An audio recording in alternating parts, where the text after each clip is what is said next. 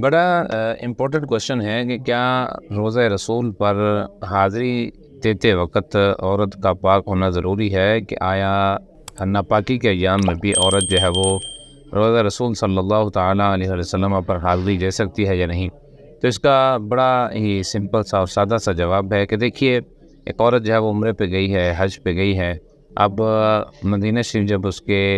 جانے کی باری آتی ہے تو اس کو ایام یا ایام مخصوصہ یا ناپاکی کے دن شروع ہو جاتے ہیں۔ تو روزہ رسول اللہ صلی اللہ علیہ وسلم کی جو زیارت ہے، حاضری ہے، بہت بڑی سعادت ہے اور عظیم عبادت ہے، اللہ تعالیٰ کا قرب پانے کا ذریعہ ہے، اور اس کا حکم واجب کے قریب ہے۔ لہذا حج و عمرہ پر جانے والی یا مدینہ منورہ میں حاضری دینے والی عورت بھی روزہ رسول پر لازمی حاضری دے گی۔ اگر عورت ناپاکی کی حالت میں ہو تب بھی حاضری دے، البتہ اس کے جو مخصوص ایام ہیں اس میں مسجد جانا اس کے لیے حرام ہے۔ اب جب مسجد میں جانا حرام ہے تو حیض وغیرہ کی حالت میں جتنا حصہ مسجد کا ہے اس میں وہ نہیں جا سکتی، باہر کھڑی ہو کر وہ حاضری دے گی، سلام عرض کرے گی، مثلاً بیرونی صحن جو ہے اور گنبد شریف کی طرف سے حاضری دے گی اور صلاۃ و سلام عرض کرے گی۔ تو عورتوں کو صرف روزہ رسول صلی اللہ علیہ وسلم کی حاضری کی اجازت ہے، وہ کہ اس کا حکم واجب کے قریب ہے۔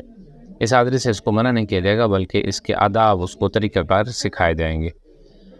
جبکہ دیگر جو اولیاء کرام ہیں، اسی طرح اپنے مرحومین کی قبروں یا عام قبرستان میں جانے کی اس کو مطلقاً ممانعت ہے، اگرچہ باپردہ ہو۔ اعلیٰ حضرت رحمۃ اللہ تعالیٰ نے یہ لکھا، البتہ حاضری اور خاک بوسی یا آستان عرش نشان سرکار اعظم صلی اللہ علیہ وسلم اعظم المندوبات بلکہ قریب واجبات ہے، اس سے نہیں روکیں گے اور تعدیل آداب اس کو سکھائیں گے۔ تو عورتیں جو ہے وہ وہاں جدا فضا کرتی ہیں عام قبرستان میں جا کر، تو وہ نہیں کرنی چاہیے تاکہ بے پردگی کی صورتحال جو ہے وہ پیدا نہ ہو۔ تو اس میں جو معاملات ہیں روزہ رسول صلی اللہ علیہ وسلم میں بے پردگی کے نہ ہو، اس طرح بھاگ دوڑ کے نہ ہو، وہاں ویڈیو بنانے کے نہ ہو، جوتا لے کر جانے کے نہ ہو، اور جس طرح جناب گھر والوں کو ویڈیو کال پہ شریک کرنا، پارٹیسپیٹ کروانا،